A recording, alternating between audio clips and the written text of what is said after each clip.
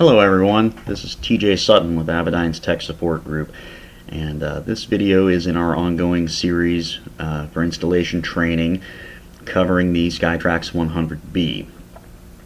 This section 2.3, we're going to be covering the SkyTrax 100B interfaced to the R9 or Integra 2 system. You may hear it referred to as Integra 2 or R9 or Release 9. That's the system we're talking about. So first and foremost, the R9 system is going to have to be at 9.4 software or later to have ADS-B compatibility. You can verify what software version your R9 system is currently at by going to the System page group and tab over to the Setup tab, and then toggle the Setup line select key until it says Setup Main. That should show you what software version you are currently running on the R9 system. If you are earlier than 9.4, I would highly recommend you get that software version and shoot an email over to techsupport@avidyne.com or give us a ring, because depending on what software level you're currently at, getting you up to date may or may not be field loadable. There may be some hardware that has to come back to get it updated to the latest and greatest. So get with tech support if you're at any software version earlier than 9.4.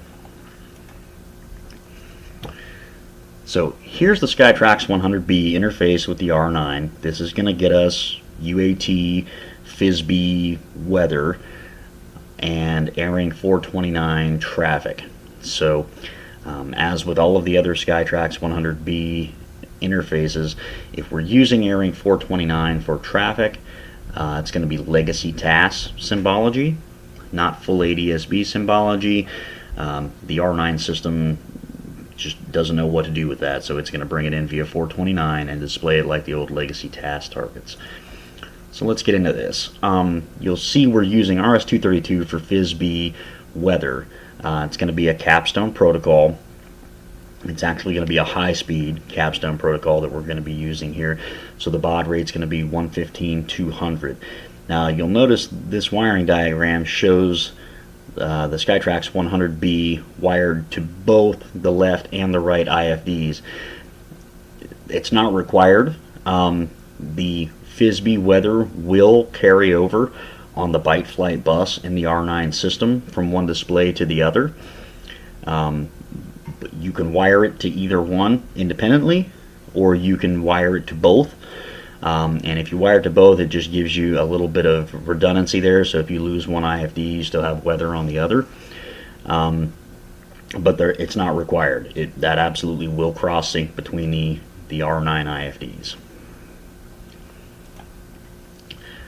And next we have our 429 output from the SkyTrax 100B going out to the ARINC 429 inputs. So it's important to remember that on the SkyTrax 100B you only have one ARINC 429 out.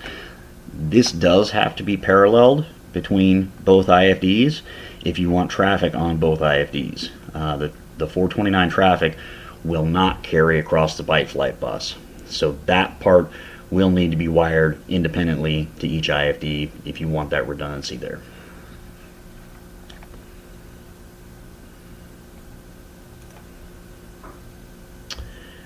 And last we have ARINC 429 out from the IFDs to the SkyTrax 100B.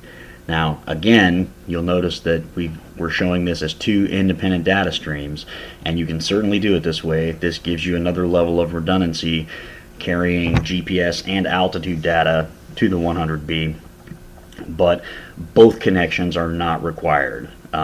You can use either one of these individually and it'll get the SkyTrax 100B the information that it needs.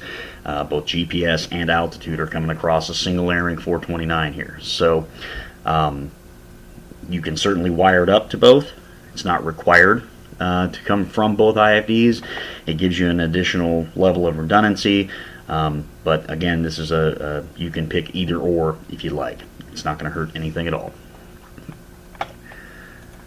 And lastly, you're going to have to use a special configuration tool for the SkyTrax 100B interface with the R9. If you're already familiar with the R9, then you're already familiar with the config tool, but there's a special part number config tool right over here. You'll see 570-00117-006 Revo 2. That's the config tool part number that we're going to have to use for the SkyTrax 100B. And what we're going to do is, on the dealer website, you can find that config tool in the document downloads for the SkyTrax 100B right there at dealers.avidyne.com. There's a good chance we're probably going to throw that in the knowledge base as well, but it'll definitely be here on the dealer site under the SkyTrax 100B documentation. Now, when you open up this config tool, you're going to have to reconfigure all of it. So it's best to grab those config settings before you run this. That way you already know how to set it all up.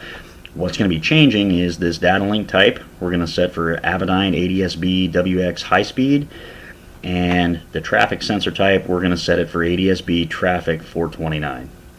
And that should cover your airing 429 traffic inputs, as well as your FSB weather inputs on both IFDs, as well as setting your airing 429 output to provide both GPS and altitude information to the SkyTrax 100B, which will be required for traffic display. And that's pretty much it for this one. So thanks for watching, and as always, if you have any questions about anything you've seen here, don't hesitate to shoot an email over to techsupport@avidyne.com. We'd be glad to answer any questions that you've got. Thanks for watching. We'll see you on the next one.